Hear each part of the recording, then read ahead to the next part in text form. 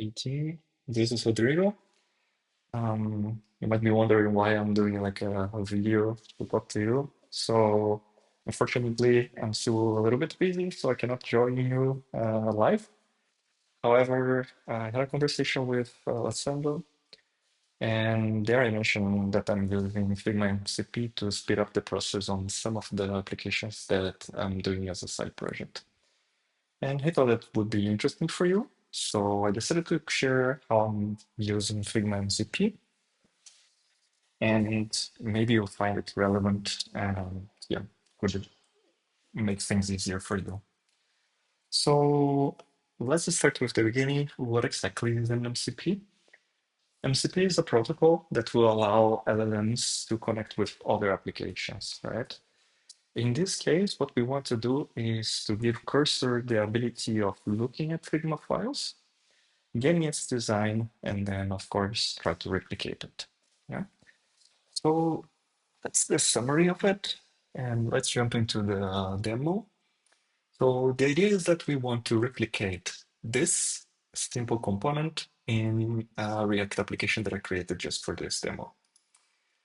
As you can see, the demo application only has a hello world, and it's like a React application with Tailwind, but nothing else was added. So the way that I'm gonna do this is by going here to Figma, going to settings, security, and then generating a new token. This is the token that will be used by the MCP. And here I need to enable a couple of things. Dev resources, if you have, they would be interesting. File content, basically mandatory, and the same with file metadata. You probably won't need more than this. So just by enabling maybe this two here would be enough. And if you have the resources, it's even better. You're going to be generating this key, and then you're going to go to this repository where you have basically the configuration of the MCP server that you need to use. So you see that we have here for macOS and Linux, which I think that's most of the developers are using. And you can see here that we're using npx to execute this MCP. And here we pass the Figma key. So what you're going to do is you're going to copy it, and then you're going to go to Figma,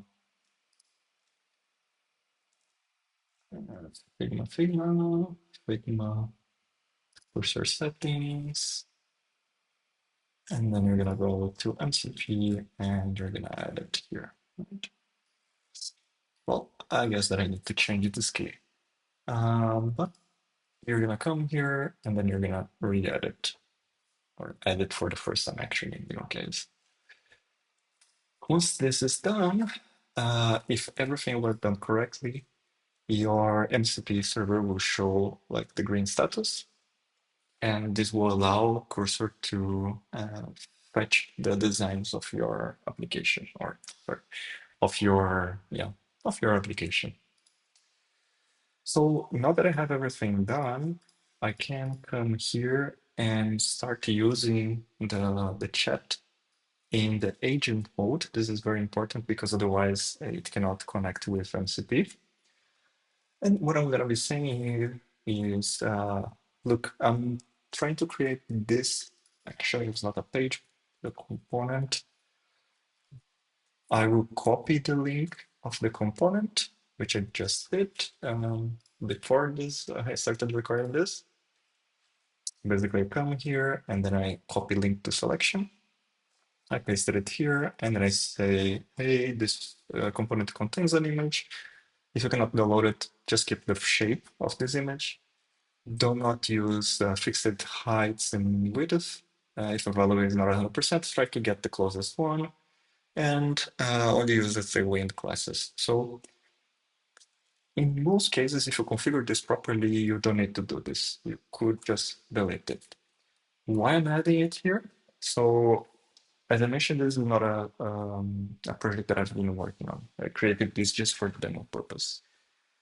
If you have a project that you're going to be using Cursor quite a lot and you want to not be repeating this over and over, you can create something called a Cursor rule that basically creates a couple of guidelines for Cursor to understand how your project is working and so on.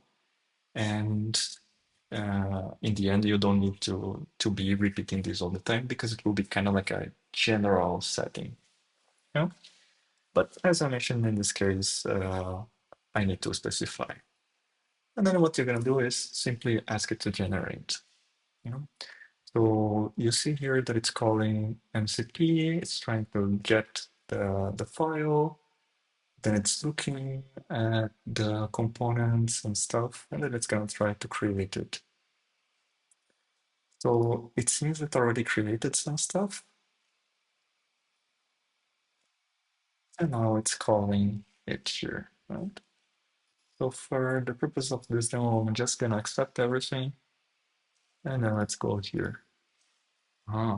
So you can see here that I already created the component, and it looks relatively similar to it.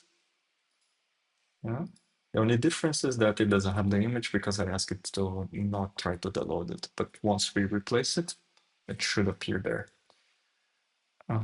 Yeah. So this is something that I'm using to speed up the process. And this is like a very simplified version.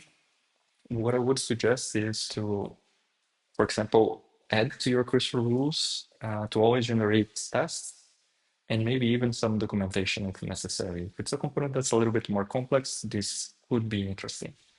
And in this situation here, what I'm doing is I'm just generating the component and I'm not really taking care of anything else. Like I'm not reusing other components or I'm not doing like a super complex page.